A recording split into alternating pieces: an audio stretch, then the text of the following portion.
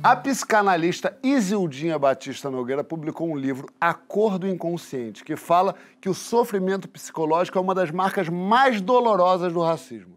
Na Semana da Consciência Negra, a gente debate a saúde mental das pessoas pretas e como o racismo afeta psicologicamente quem é atingido por ele todos os dias.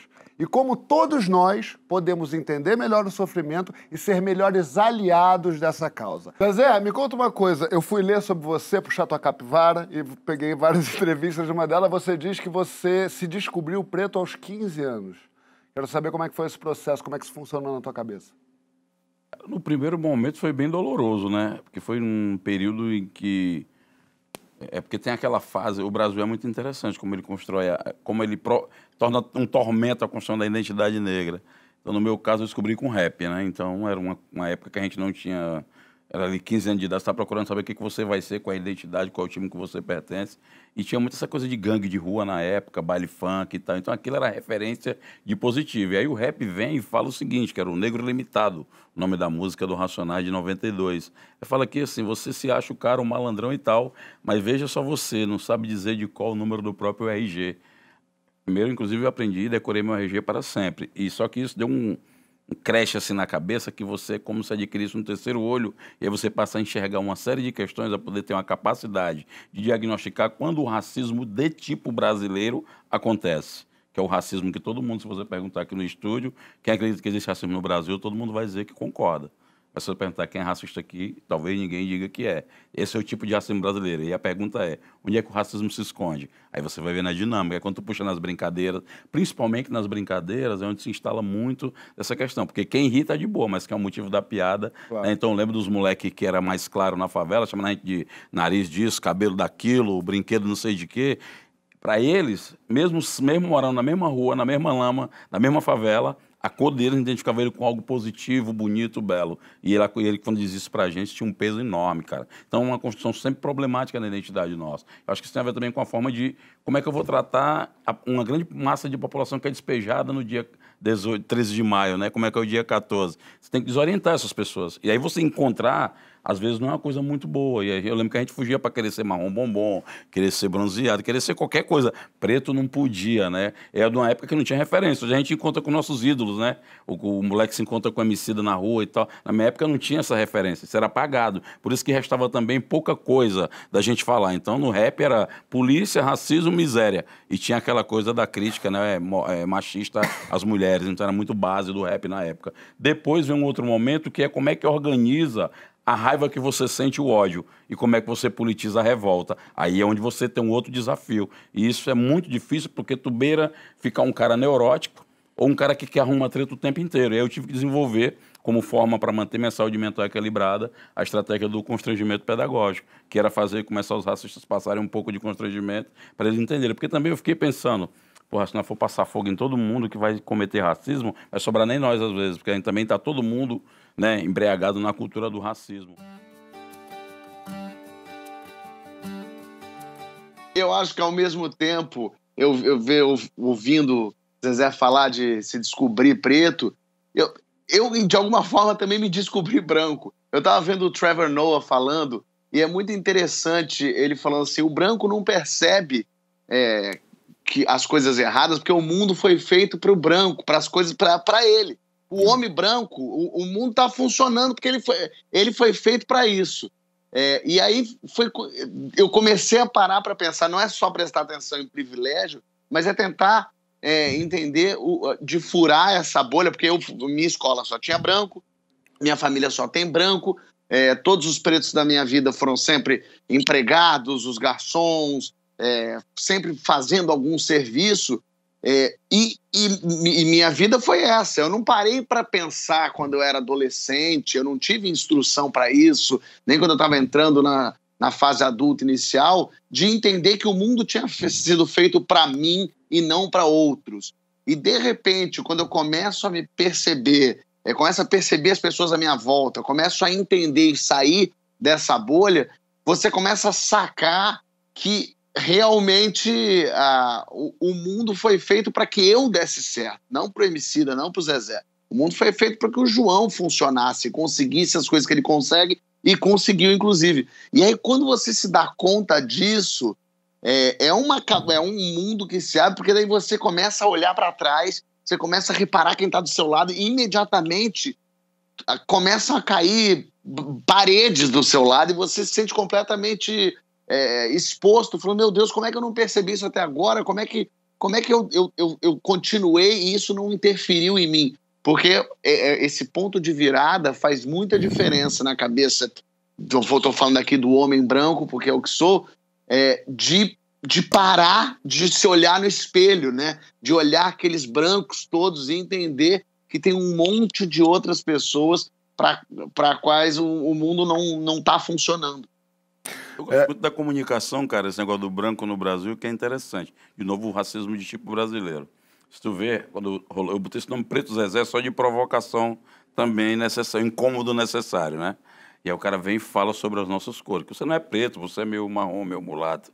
Aí você joga essa coisa que o Fábio tá falando, de descobrir branco. Sério mesmo, quantas vezes vocês saíram com os amigos brancos de vocês e o cara falou, porra, foi naquele dia lá, o cara me chamou de amarelo, chamou de Gasparzinho. Eu nem lembro dos apelidos que eu xingava meus amigos brancos, tu lembra? Não tinha como xingar eles, cara.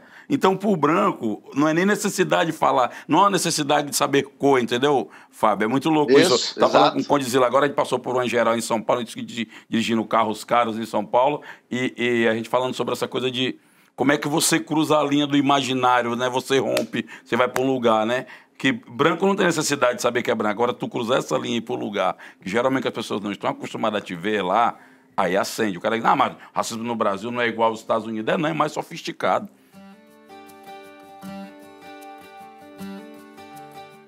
Você que é um sujeito que cuida da sua saúde mental hoje em dia, há algum tempo, né? Já cuida da sua saúde mesmo, do seu conforto mental. Você sempre foi instruído a cuidar disso desde pequeno ou foi uma coisa que você descobriu com o passar dos anos? Não. Isso, inclusive, é uma coisa completamente recente na minha vida. Eu tô fazendo, na verdade, eu até tomo até um cuidado, sabia?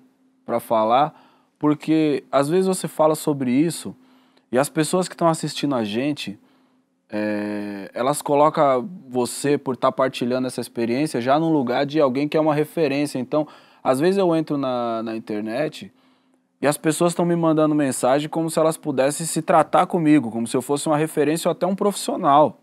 Eu aprendi errado, mano. Até pouquíssimo tempo atrás na minha vida, falar, por exemplo, sobre depressão era uma frescura, saca? No seu entorno? Não, pra mim. Pra você? Pra mim.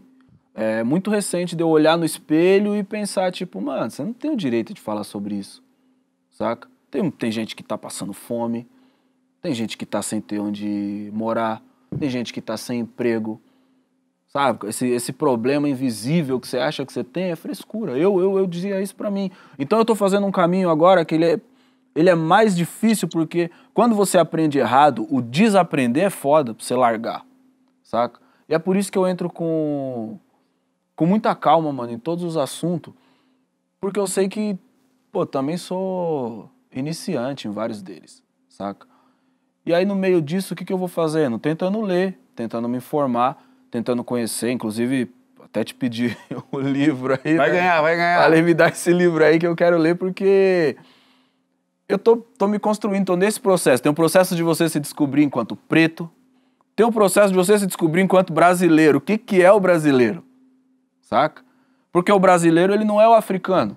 O brasileiro não é o estadunidense de pele escura. O brasileiro é o brasileiro com sua dor e com sua delícia. Com o seu céu e com o seu inferno. Com o anjinho e o diabo brigando dentro de si 24 horas por dia. Vendo e não vendo. Produzindo e reproduzindo essas mesmas estruturas de opressão que o Zezé falou. Saca? E eu tô no meio desse caminho aí tentando ser uma pessoa melhor.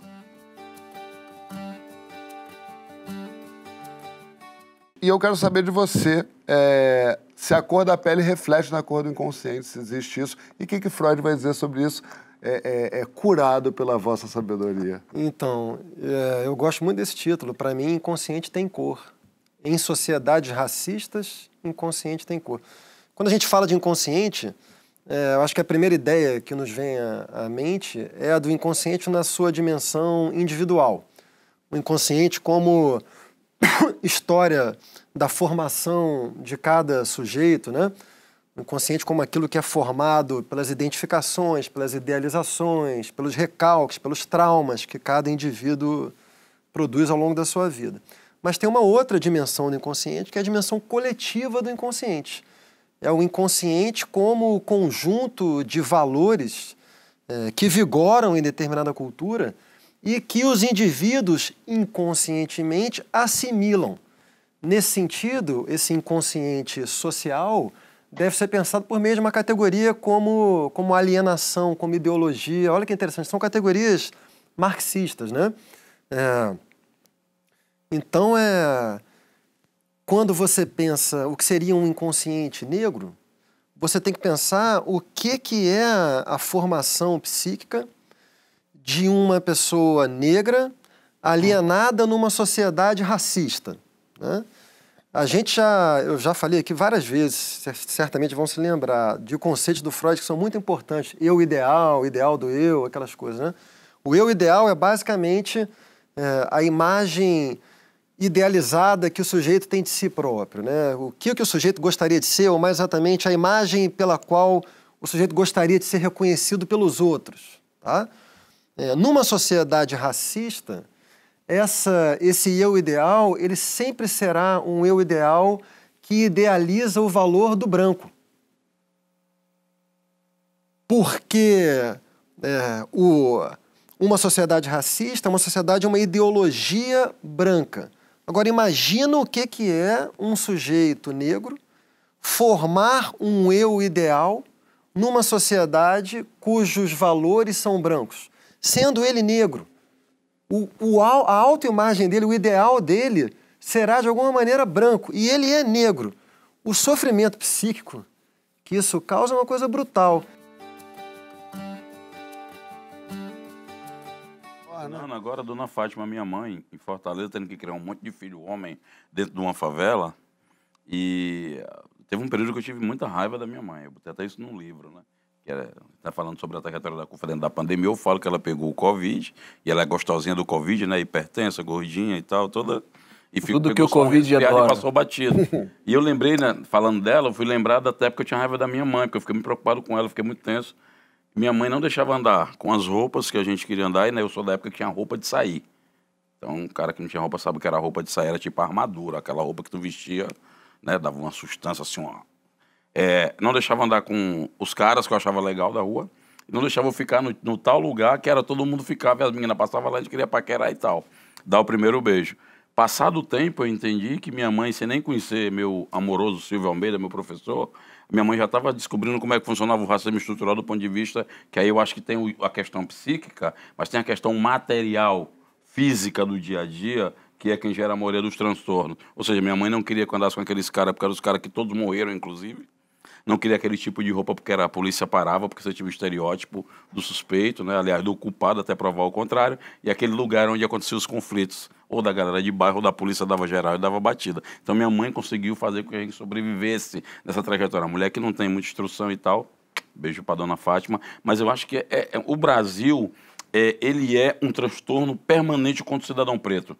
E assim, e você tem que se blindar para se proteger. Eu digo isso porque MC deve ver isso também, principalmente os pretos, porque assim, a gente era constrangido na época da miséria, da exclusão, do ponto de vista material. Quando a gente adquire e cruza uma outra linha, você passa a ser constrangido ou pressionado, o constrangimento no sentido de fazer você ter vergonha da sua conquista, que é outra coisa, é a síndrome da culpa. Você ter culpa porque você tem uma escola boa, porque você põe seu filho para comer 3 vezes ao dia, você tem uma roupa legal, passa esse outro lado do constrangimento. O racismo é muito sofisticado no Brasil. Então, se a gente não conseguir perceber, ouvir uma coisa, um discurso moral de um preto contra o branco, como se fosse uma vontade pessoal, e não é uma vontade pessoal, é uma estrutura que tem leis, tem regra, o Estado brasileiro interviu, né? Esse dia um cara perguntou, mas Zé, você acha que eu branco, cara, não sou racista, eu tenho culpa do que aconteceu? Eu digo assim, irmão, me fala uma coisa, se os caras tiverem um precatório te devendo, o governo, é governo X do partido tal, saiu o governo, o gestor do partido tal saiu, tu não vai cobrar do outro não, né? Não, eu vou sim, porque o Estado tá me devendo. Eu disse, pois é. Vou cobrar também. O Estado tá devendo. É muito, mas tá devendo muito. Então, quando a gente vira a chave, onde vai dar uma paz em algum momento? Quando eu começo a construir uma relação com o prazer, uma relação com a beleza, quando eu começo a ritualizar conquistas e vitórias. Hoje, inclusive, é tido como uma coisa neoliberal, porque é uma vitória só, que a favela venceu, que isso aqui é tudo neoliberalismo. Não. Tem essa dimensão, para nós é muito caro comemorar uma vitória, ritualizar uma conquista, compartilhar com os nossos iguais a beleza de ser, me orgulhar do meu filho vestir, ver o livro do Emicida e gravar um vídeo e mandar um vídeo para ele. Um beijo, titio Emicida, obrigado. Porque eu, quando eu era piveca, eu não tinha o titio Emicida, não. Meu filho vai ter ele como referência. Entender isso não é achar que só porque o Emicida ou o Zezé que furaram o bloqueio, o mundo melhora, não, mas entender que são pontos chaves importantes numa caminhada que tem tempo, porque a gente tem 521 anos e o Brasil tem 388 anos de escravidão. Que não foi ontem. Pouca coisa, né? Eu acho que talvez esse seja nosso grande calcanhar de Aquiles, já que a gente falou disso, né? O que o Estado brasileiro ficou devendo para o seu povo no pós-abolição foi realmente converter o liberto em cidadão, né? E essas experiências vão se amplificando. Pegando a Neuza Santos Souza, ela tem uma frase que, para mim, é a frase que mais me marca no Tornar-se Negro, onde ela diz: o simples combate à discriminação racial não constitui uma identidade positiva a respeito do que é ser negro. Isso vai de encontro perfeito ao que o Zezé acabou de compartilhar. É muito importante que a gente abra esse espaço onde a gente encontre mesmo todas essas referências, tudo que a gente partilha, e é legal pegar essa coisa que vocês mencionaram, do que foi o Racionais, né, no final dos anos 80 para nós. O Racionais no final dos anos 80 para nós, e era uma coisa mais, como eu posso dizer, mais pedagógica, né? Você falou meio com a voz do Brown agora. No pós 94, assim, sei lá, depois de fim de semana no parque, tem uma coisa que é mais o estilo de vida, né? Vai Porque falar com as tem quebradas a parte baseadas no igreja, que estilo era, de ali era vida. o algo a dizer e o holocausto urbano. Isso. Ali era tipo o Alcorão ali. Você descobria aquilo ali, sai dizendo pra todo mundo, era igual o crente mesmo. Você comportava igual o crente? Sim, sim. Eu descobri um negócio, tá maluco, é isso aqui, cara, vem todo mundo. Bambeta, era a República dos Calça Larga e Bambeta, que a gente ia montar. O movimento do terceiro olho.